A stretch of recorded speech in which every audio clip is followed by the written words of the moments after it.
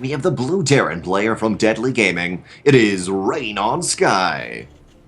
Or RainOnSKy. Eh. And down in the bottom left of Dusk Towers, we have got our red Zerg, Voltz.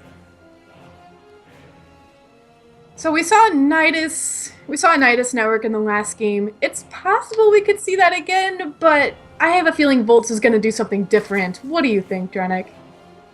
Well, we do sometimes see this on Dust Towers, only because if you look at the main base at the moment of RainOnSKy, there is a large area where there's fog of war just to the left of the screen, a little bit bottom left. And generally, just Terrans do not have any buildings right there, so you can Nidus network. However, this is the map I am seeing a lot more +1/+1 lings happen on, and there's a variety of things that can happen.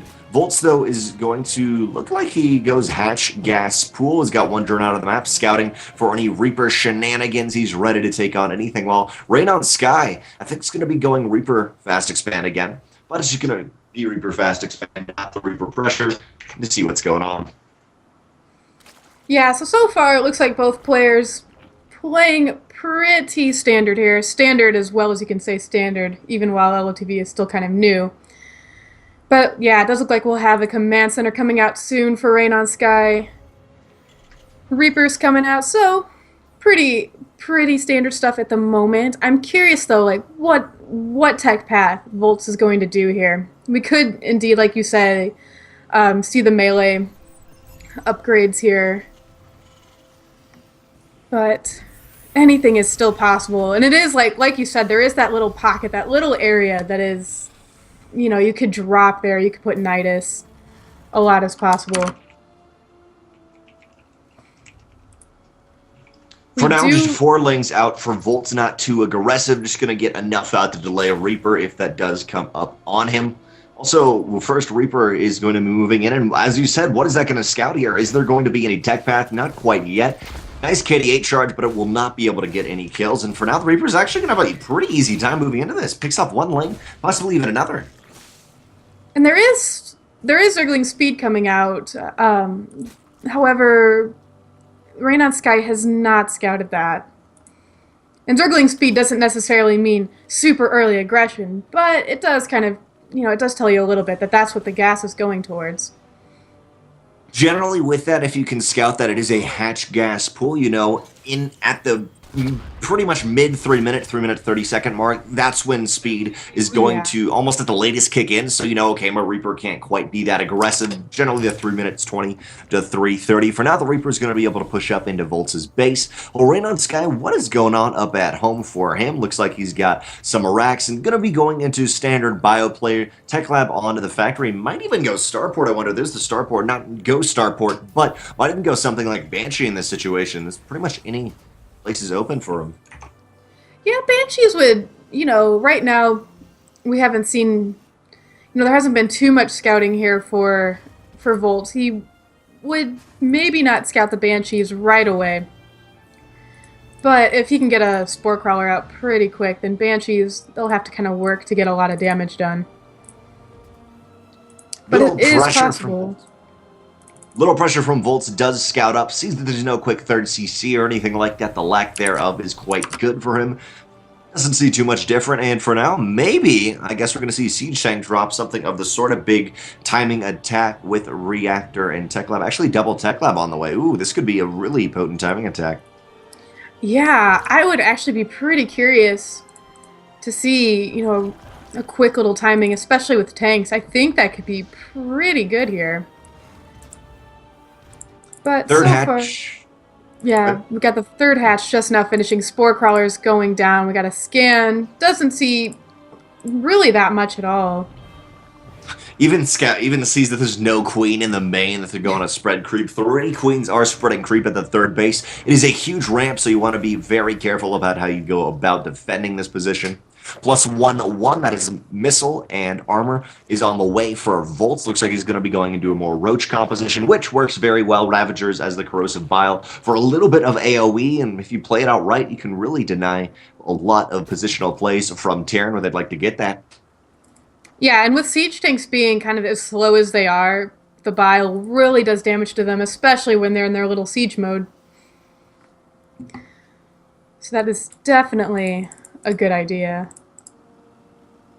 Not sure what's up with my robot, by the way, Hawkeye. I have no idea. Everything seems fine for me, but, you know, we'll figure it out eventually. It's always with the RSL that I have something to eventually clear up, and we'll see, but it's going to be pretty fun. And this is a very passive game. I mean, we haven't really brought it to light that yet. It is the 5-minute mark. Not too far in the game. It's quite passive, not early aggression from either side, even though we had the Reaper.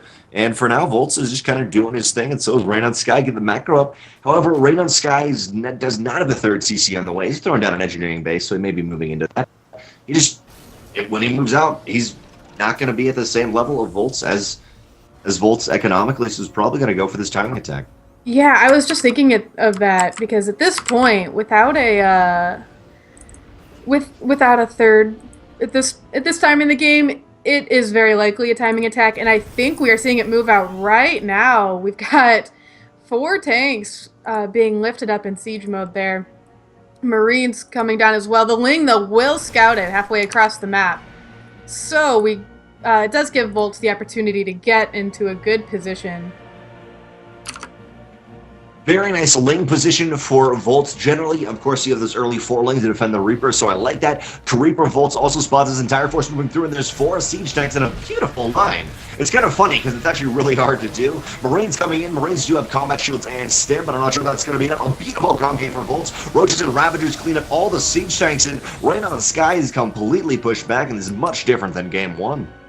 Yeah, RainOnSKy is probably a little panicked at the moment, wondering how he's going to come back in this game. And Voltz has also got a smart little idea going on as well at the third of RainOnSKy. He is kind of throwing down some creep there, preventing even more expanding. So, RainOnSKy is not going to have the same economy here very soon. Nice Spore Crawler from Voltz will deny RainOnSKy a little bit of a drop. Might even get the meta back. No, only 4 Marines out, and at least this is going to pull Voltz back. He can't quite be as aggressive, but no, actually Voltz is saying the exact opposite. I'm just gonna reroute a couple of my roaches to defend while the main army moves out. Marines are going to be able to get on out. The medevac may be the key here to be able to spot this army of Voltz moving across the map. However, there's still no third base for RainOnSKy. Yeah, without this third base soon, RainOnSKy is going to be falling pretty behind. And he's not even going to be able to get it down right away, as there is creep in a lot of available areas for him to actually place that base. What's kind of funny about this is actually when I was talking to Voltz before this all started, he said, oh, I haven't trained for a really long time, I gotta be really careful about this. And you saw that a little bit in Game 1, but that may have just been his preparation, getting ready. And nice Corrosive Piles does pick up a medevac and possibly even another, doing some damage. We'll pull back, but Voltz has been a little bit rusty, and that Game 1 may have just been a warm-up. I love this one Marine, he's like in no man's land. Not no man's land, he's behind enemy lines, and he's gonna Rambo it out. But no, takes out 2, gets 2 kills. I'd say that's pretty Rambo. Yeah, for a Marine, that's pretty good. If I could get 2 kills for every Marine I made, I'd be very happy. I'd be very happy. That would definitely be worth it. We do have the Infestor upgrade, the Infestor energy upgrade being researched now, so might see some Infestor play here soon. We almost saw some in the last game, but the push there from RainOnSKy pretty much shut those down. Looks like we've got another drop here, another 2 drops, multi-pronged attack here for RainOnSKy.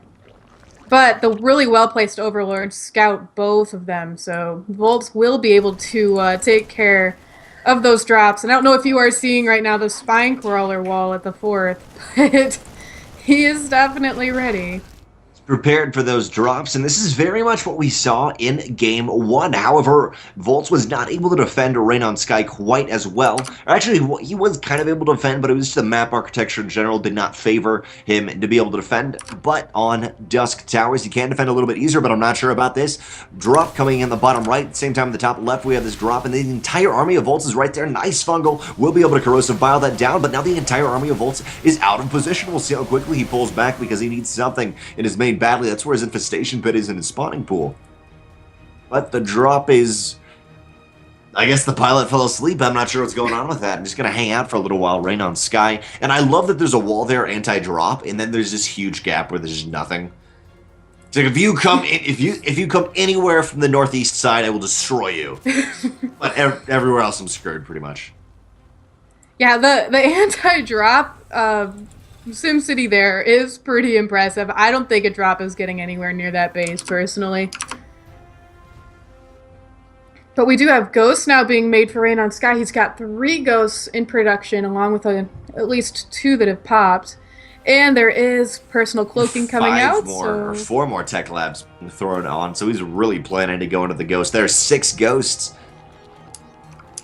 Yes, essentially for the Ultras that are going to be coming out next for Voltz. Ultralisk Cavern just finished up, and he does have +1 melee on the way to catch up with those upgrades. It's pretty much, this is essentially textbook TVT, or pardon me, TVZ, except for nothing's happened. I'm going to go Ultra, I'm going to get Ultra upgrades, maybe go +1 melee to get them earlier on. You're going to eventually go into Mass Ghost, but still the economy of RainOnSKy is just not quite there. It's literally, I can say it, it's 2 base economy to like 3 or 4 base economy, and they're going to mine out really soon. And that drop is just still chilling up there. Maybe it's waiting for a really good time to drop? It's an interesting... Oh, now it's moving. I saw it move just a little bit. Maybe it's getting ready to go. He's kind of skittish. He's like, okay, who's there? Oh, I don't want to face that. A couple roaches get thrown out of position, suicide themselves in for the hive mind, and do manage to spot the army moving out, and this is it, RainOnSKy. He's waiting. I guess he's going to push in and do the multi-pronged attack instead of just pulling the army back. However, the problem with those early roaches scouting RainOnSKy is even if he drops in the main base of Voltz, Voltz knows, you know what? You're here and you're there. I'm going to try to defend both, but as the night is not working, you may just see a ginormous base trade. Yeah, and right now, RainOnSKy, base trading a Terran, sometimes the Terran can make that work out pretty well for themselves, but RainOnSKy is only on 3 bases. These ghosts have been cloaked for an incredibly long amount of time. Eventually, they're going to run out of their energy. However, they still do a lot of damage. Only a couple of infestors right here. Nice Fungal does make a roadblock for the rest of the Terran army. However, there's just nothing here to clean it up. The roaches and lynx in the top right-hand corner of the map trying to do damage. Siege tanks go down in the main. There's a couple spores, and I guess this with the anti-drop defense right here, may be able to do something. Does possibly pick up a tank, not sure, but it's looking incredibly grim. Remember, RainOnSKy, it's 1-0. 7 Ultralisks, though, are on the way, and hopefully they won't come out one by one to be picked off. It's a very potent army if it can accumulate. Yeah, RainOnSKy floating his unit, or excuse me, his buildings away, but he's getting some decent damage done. At the same time, though, there are more bases here for Voltz. There is some static defense. So it's hard to say how well this is working for RainOnSKy here. He is losing a lot of SCVs. The ring SCVs to 48 drones. The top 2 left-hand bases are really good. And also, if you look at the very top middle for RainOnSKy, you have that gold base, which you can always go to in case a base trade happens. So I love that, in the top middle. Yeah. Just to your right, Hawkeye. You got this. There we go. Nice. Just here, right there. You got this gold base to go to. And actually, the pocket base where the bio army is moving for, that is all the tech. A couple ultras are out. 12 more on the way. I didn't realize how huge of a bank Voltz had. These Ravagers have to be very careful, but they are going to be the meat shield for the ultras, and I'm not sure what can be done now at this point. The ultras are tearing a lot of that army apart, and there's not much left for RainOnSKy. He's only at 29 supply, and he's lost a lot of his production here. He's got some barracks. They're just now landing. They're floating a little bit. RainOnSKy does have bank, but at the same time, he doesn't have much in the way of army. His army is just very small at this point. I love that with the CCs. Like, yeah, we're just going to long distance mine the gold base, whatever. Thankfully, it was mass bio before this happened, so it's not like he's got to get new tech labs in the factories. Another drop will be moving out. We'll see how quickly the Ultras respond. Ultras like, we don't care about that. We're just big puppies. We're going to go do fun things and play, but now it's going to be a little bit of harassment. Basically, when RainOnSKy doesn't have to micro anywhere, we better see some stuff come out of that drop. Exactly. The drop, it looks like it might be heading... hopefully for RainOnSKy, not towards that 4th, because that is very well defended. Might be going back home, but now the Ultras are attacking the barracks that RainOnSKy... It's actually a great SimCity, though, for Voltz. GG, Voltz takes 1-1. This is a very strange game. Voltz, however, was able to get himself back into it with that Nightest network, of course, and just one of the situations, the base trade, and the Zerg was able to take a slightly better one with the better tech choice. Maybe not the better tech choice, but the stronger one. Yeah, the Ravagers, they took down those siege tanks during the initial attack so fast. And that made a huge difference. And then the rest of the army just kind of fell during that 2-base all in. So then, RainOnSKy had to think, oh, now I've got to expand. But then Voltz threw down some creep and really delayed that expansion, putting Voltz super ahead, and then just kind of took it, especially with the Nidus Worm. The Nidus Worm was a great addition, and that just, from there, it was great decision making. You also got to remember, like Game 1, RainOnSKy is just not the best expander. Even though he's able to take Game 1, his economy has never been quite there. While Voltz, he's saying, I'm a little bit rusty at the game, but I got my macro. I can make a ton of drones. It's possible I can make 50 at a time. 1-1, and we're going to go to Game 3. And I just got to remind you, this is still technically the round of 32. They've got a long way ahead of them. Yeah, first round, and already we've got some really intense games. The winner of this next game, whether it be Voltz or RainOnSKy, will face the Pili. He's going to face Pili, our Protoss player, who's American at heart, but truly is the #1 Kazakhstani player. Yeah, and Pili, he actually came in first place last week, if I am correct. In second place in the first week. So Pili is, I think, #1 in RSL points. Is that what we're going to call them? RSL points? Yeah, I believe he is.